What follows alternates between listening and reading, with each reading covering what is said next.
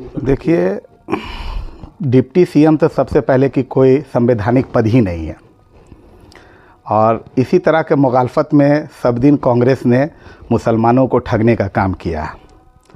मैं शहनवाज साहब से ये पूछना चाहता हूँ कि मनमोहन सरकार फर्स्ट में ही पहली ही मनमोहन सरकार की 2004 में जब उनकी सरकार बनी तो 2007-8 में जस्टिस सच्चर समिति की रिपोर्ट आ गई जिसमें मुसलमान बद से बदतर ज़िंदगी जी रहा था।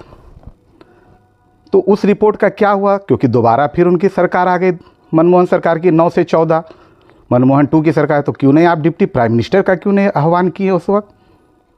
आप तो कांग्रेस के नेता रहे हैं सब दिन, आपको तो आह्वान करना चाहिए, डिप्टी प्राइम मिनिस्टर बनवा देते। इसी तरह का मुखालफत में सब दिन कांग्रेस रखती, जब सत्ता में रहती है तो इनको कुछ बात याद नहीं रहता है, सत्ता से जब भी बाहर रहती है तो इसी तरह से मुसलमानों को ठगने का काम किया जाता है।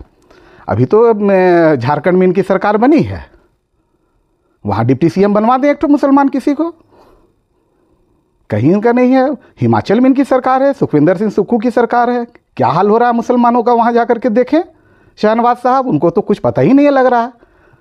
इसी तरह से बिहार में ठग रहे हैं। लेकिन मैं उनको ये बता देना चाहता हूँ कि बिहार का जो मुसलमान है 2005 के बाद से माननीय नेता नीतीश कुमार के नेतृत्व में जो पढ़ा है, जो आगे बढ़ा है, तो वो मुसलमान बहुत अच्छी तरह से सब बात को समझ रहा है। उसको क्या चाहिए, वो अपने मुस्तकबिल के बारे में अच्छा सोच रहा है। उनके नेता माननीय नेता नीतीश कुमार जो है मजबूती से उसको एजुकेशन दे रहे हैं। अब पढ़ रहा है बच्चा और आगे बढ़ रहा है। मुसलमानों के लिए तो काम ही हो रहा है, सारा काम तो माननीय नेता नीतीश कुमार ने मुसलमानों के लिए कितना काम कर रहे हैं। देखिए अभी बीपीएससी का 69वां बीपीएससी का रिजल्ट आया, उसमें देखिए कितने मुसलमान बच्चे जो है कामयाब हुए हैं। ये किसका देन है? सब 2005 के बाद का देन है। ये सब जिस तरह से बच्चे आज एजुकेशन की तरफ आगे बढ़े हैं, यही मुसलमानों का मुस्तकबिल यही है। मुसलमानों ने एक नेता चुना 2005 के बाद से, एक नेता चुना जिसका नाम माननीय नेता नीतीश कुमार है। उन्होंने मुसलमानों के फलाह बहबूदी के लिए बहुत सारा काम किया है और आगे भी कर रहे हैं। इसी तरह का और डिप्टी सीएम कोई पद थोड़ी, कोई संवैधानिक पद थोड़ी है। आपकी सरकार रही है भाई, अभी भी सरकार है 2-2 जगह। अभी झारखंड में बनवा दीजिए एक तो डिप्टी सीएम, दिक्कत किस बात का है? एक मुसलमान बनवा के दिखाइए, हिमाचल में बनवा दीजिए, सुखविंदर सिंह सुक्खू वहाँ के मुख्यमंत्री हैं, एक डिप्टी सीएम कोई मुसलमान को बनवा दीजिए। आपको तो मौका था, जस्टिस सच्चर समिति की रिपोर्ट आई कि मुसलमान बद से बदतर ज़िंदगी जी रहा है, आप डिप्टी प्राइम मिनिस्टर बना करके उसके लिए क्या किए? कभी लोगों ने कोई काम नहीं किया है, बस इसी तरह से मुसलमानों को ठगने का काम किया है और आज भी ठगने का ही काम कर रहे हैं।